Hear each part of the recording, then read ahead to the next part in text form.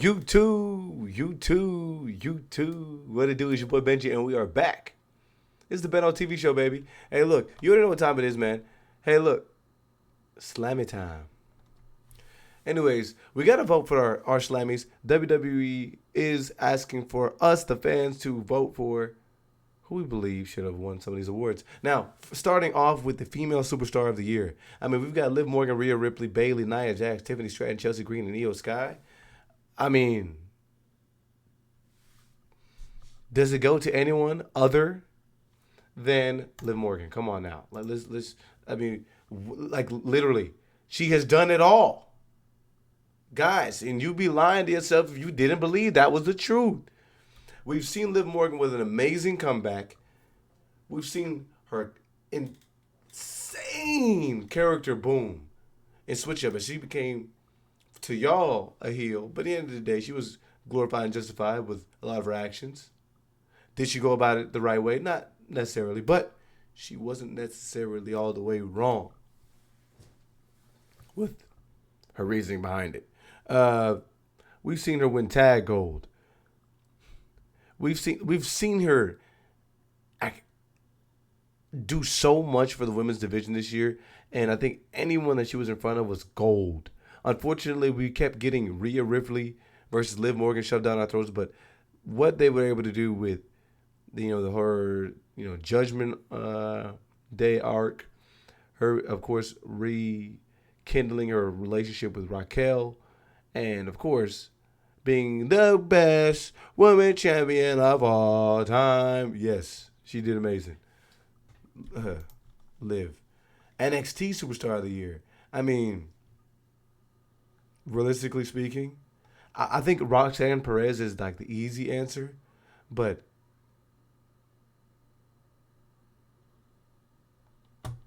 if you had to talk, so wait, this is 2024, right? Because obviously, recently Roxanne Perez and Trick Willie are without championship gold. They're on the descent in regards to trying to climb their way back up to the mountain.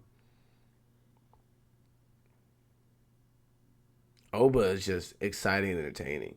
I think that's the easy. I think Julia, it's just too early. Ethan Page is just starting to see his ascent. Man, now this is actually a tough one. Let me know what y'all think. But I think my initial bias has to probably be Oba or Trick Willie. And I think Kalani Jordan is super exciting in the ring. I never really got behind her promos though. But I mean, she held some gold too.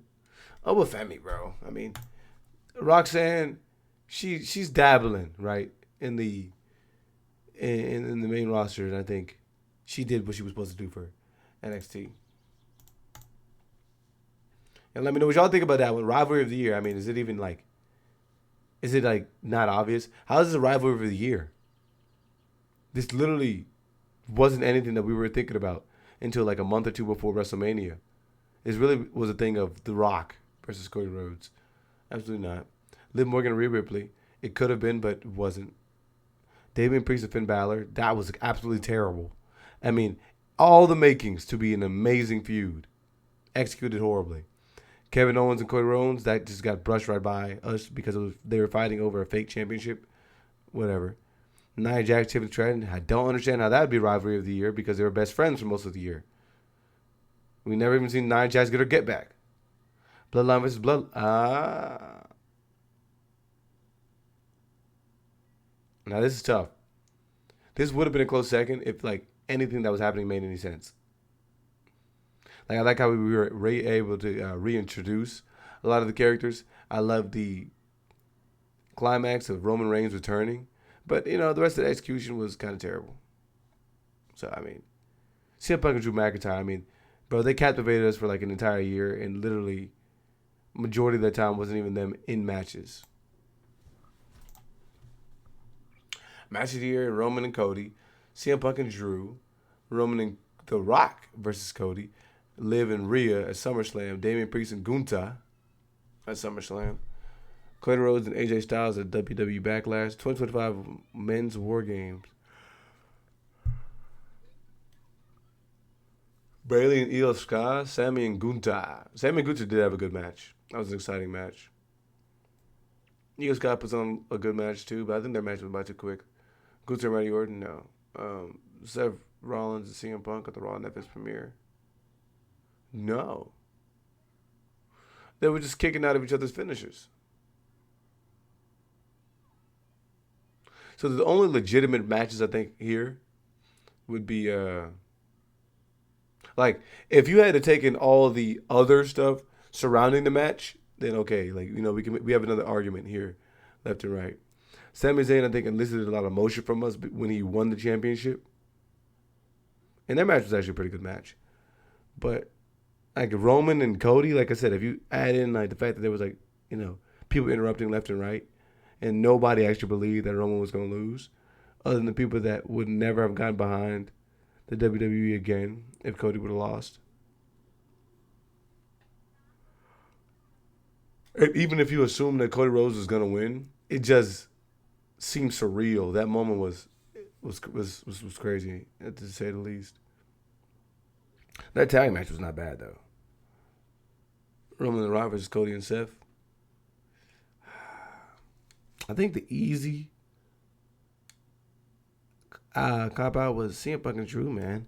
Like the way that kind of cemented the feud in so many different ways. WTF. I ain't gonna lie, with our truth called Triple H jump, but that was funny. Kevin Owens, Carl, I don't think that's a WTF. Chelsea Green goes to the dumpster. Dominic Mysterio in the shark cage. ISO Speed with Logan Paul. That's probably one of them too. The Rabbit knows. Jacob, I love you solo. Well, it would have to be ISO Speed. That Speed and Logan Paul have gotten the most clicks.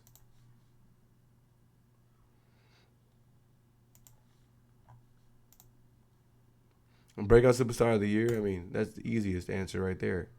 Of the year, because it's not making any sense, because we had a bunch of 2024 moments, and now we're trying to include 2025. I can't do that. Because this would make sense, but the year just started, so it would have to be of 2024. Am I right? I'm just thinking about it. I think the most sense really does make for Braun Breaker, bro. Lyra Valkyria, has started to get her wings, but I mean, bro, how many words have any of us heard Lyra Valkyria say? Realistically speaking. Penta has had a great debut, but no. Obafemi, I mean, he's definitely been cascaded into the mainstream audience, but I mean, I wouldn't say he's a breakout star, because I mean, I would feel like you have to break out, past NXT. Am I tripping? Same that would apply to Julia. Tiffany Stratton Shore in some sense, but Fatu, hey, that'd be a good argument, I think. Chelsea Green, I think you could make that discussion made too, because she's a heel, bro, and people love her. But for what Braun Breaker was able to do, and the fact people were so upset that this dude even lost his championship. I mean, I think that the way they built him up, with him losing to Sami Zayn, and having that comeback match where he was able to grit his teeth and welcome himself to the big leagues in front of Big Papa Pump and all those people. I think I gotta give it to Braun.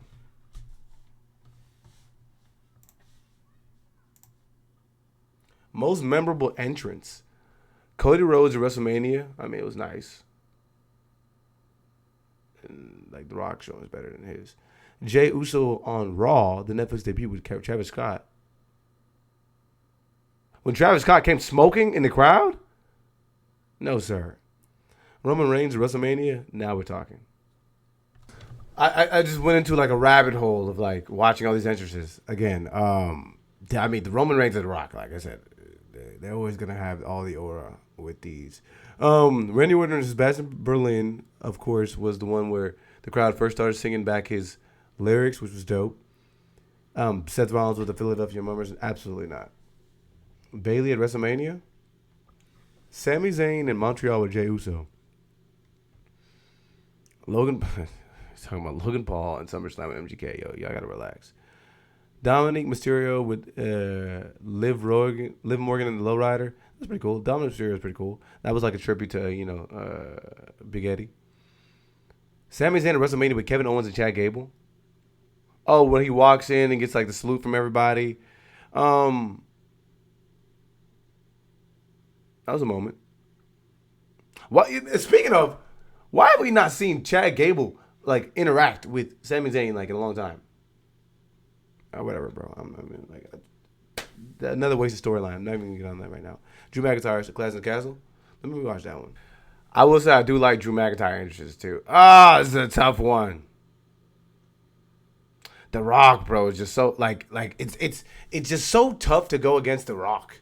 Now Cody Rhodes' entrance was pretty good too. I ain't gonna lie. I mean, but I think like the moment, being in the moment, it will drive you towards the Cody Rhodes and WrestleMania. But Drew McIntyre again, being in the moment. But The Rock, it's just tough to beat The Rock, bro. I think like it's interesting to watch all the time. Or Roman Reigns, bro.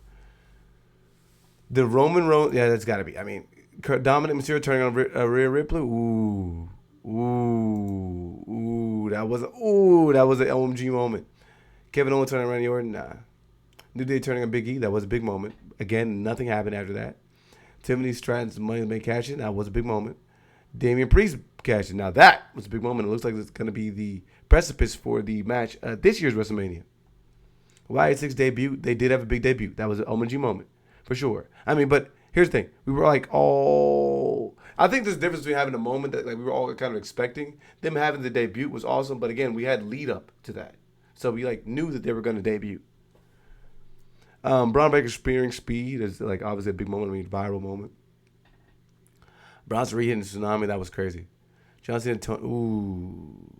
That's cheating, bro. That's cheating. Roman Reigns turning on SummerSlam.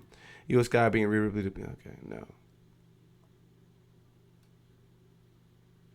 Dominic Mysterio going double heel for me, bro. The moment though that I mean, Cody Rhodes versus Roman Reigns, I think for what that could have been, I think was like dope. Like being there at that time was awesome, and I think the possible branches of what that could have done for like story time with so many people, I think was interesting. But I guess it wasn't really called back upon too much. So, I mean, Dom. I mean, we're getting to see the final dissolution of the Judgment Day and the beginning of who Dominic Mysterio is. I'm biased. What is the best women's title match in WrestleMania history? WrestleMania history? Oh, that's tough. Bayley versus Charlotte Flair versus Sasha Banks. Trish Stratus versus Jazz. It's probably going to be the triple threat. I'm thinking of top of my head, the Sasha Banks. It's not the. That's the one I'm thinking of. Yes, Charlotte, Sasha, Becky was a pretty good match. I think that the finish was a little lackluster though.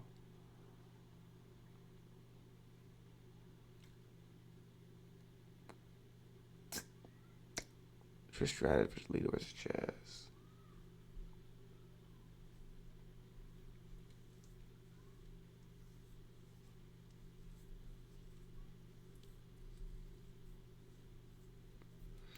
This is a tough one.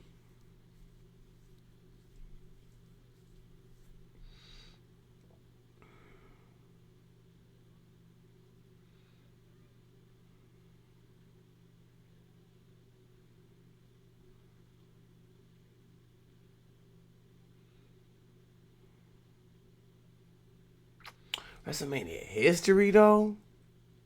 This is tough. Yeah, I like triple threats and all that stuff. Anyways, which superstar do you think will steal the show at WrestleMania? I mean, what do you mean? This year, Mustafa Ali. Wait a minute. What the f is happening here? I don't know what happened. Anyway, I'm just gonna go to the next one. Faction of the year: the OG Bloodline, the Judgment Day, New Bloodline, American Made, and Damage Control. Don't even play around with me. Damage Control has literally been off the shelf like the entire year. Like the entirety of Damage Control has been injured all year. So absolutely not. American Made. They just got together, bro. We don't even see having them speak. No, the New Bloodline. I ain't gonna lie, they was running it up. They didn't have the aura. I can't even say like the OG Bloodline was faction of the year because again they weren't even like really a faction. They just came together for like a purpose. Yeah, I mean what the heck? It had to be the Judgment Day. But I mean, which version of the Judgment Day? God. Now I'm upset. I mean, let's.